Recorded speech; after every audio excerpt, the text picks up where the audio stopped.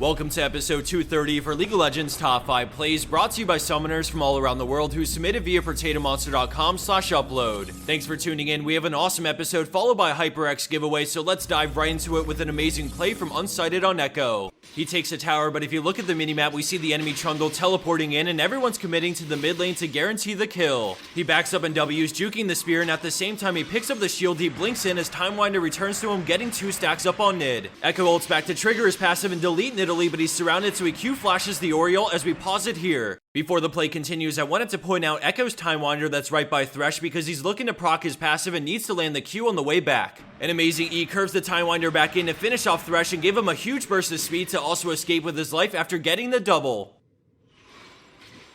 Up next, we're heading down to the bot lane with Antrix and Chase to win, playing Kalista and Thresh with great synergy. Right off the bat, we see the enemy Rengar looking to lane gank, and when the binding lands, they all in Kalista, and then Rengo joins as well. Flay pushes him back as Kalista runs for her life, falling incredibly low, but the health potion barely keeps her alive despite Vayne's W. Let's turn our focus to Thresh because he sees an opening to turn and dodge the binding, but also use the creeps to melt Vayne with his autos and a Flay. He remains persistent, getting her to one-shot before flashing for the killing blow, but Rengar's coming, so they back up while he jumps in. An exhaust goes out to nullify his damage, and then Thresh Qs, dragging him into turret range for a single shot, but that's all they need to keep Thresh alive.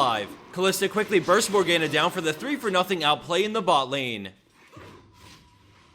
Our next play comes from Lagzalot and Ezreal, and I know our Mashed Potatoes episode just featured him, but this is a different play and a much different series, so we'll hold off on featuring him again for a little while after this video. His team is down 7,000 gold at 16 minutes, which makes this game just about unwinnable at this point, but Lagzalot has some fight still left in him. With Shen ulting in, he takes a step back to start abusing Ezreal's range because there's no way he can go toe-to-toe without first poking them down. He baits Aatrox by getting close to the wall, so he Qs over, which forces Ezreal to kite back, turning with True Shot Barrage to hit 4 enemies, and then he WQs Aatrox for the kill. Kalista gets a little hyphy and ends up getting taunted, but despite losing her life, Ezreal gets to finish Shen, and for a 1-for-1 this far behind, it's not too bad. Sion's Q zones him away, so Ezreal snipes out Thresh, and then he continues to poke while spacing well, hitting Brand as Sion ults onto Twitch to lock him down. Brand ults Sion, so Ezreal feels confident to shift in for the pentakill, adding 10 stacks to a Soul Stealer and giving them a potential chance back into this game.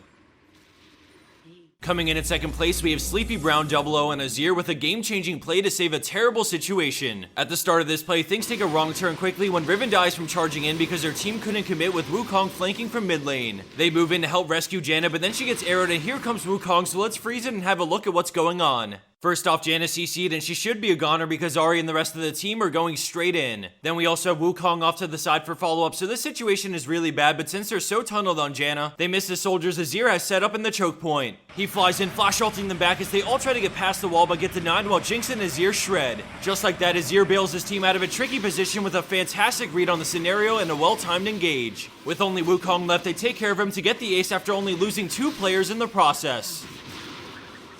There's no better feeling than when things click within a team, so as we move into our number 1 play from Hyperus, I definitely want to shout out the entire team because without synergy and teamwork, we don't really see plays like this. They're currently in a standoff for Dragon, but the enemy team have superior positioning because they're forcing Red Team through a choke point. Rumble lays down the ult as we pause it here because this looks like the game-winning equalizer, splitting Red Team in half. In moments like this, I think most teams would probably try to disengage and give the Dragon with as few deaths as possible, but they have a different idea. Hecarim ults in and then readjusts himself while Orianna's Shockwave comes through, somehow clipping all 5, and then chaos ensues, but as things become clear, we see Red Team pull off a clean ace, all thanks to the clutch counterattack from Hecarim and Orianna.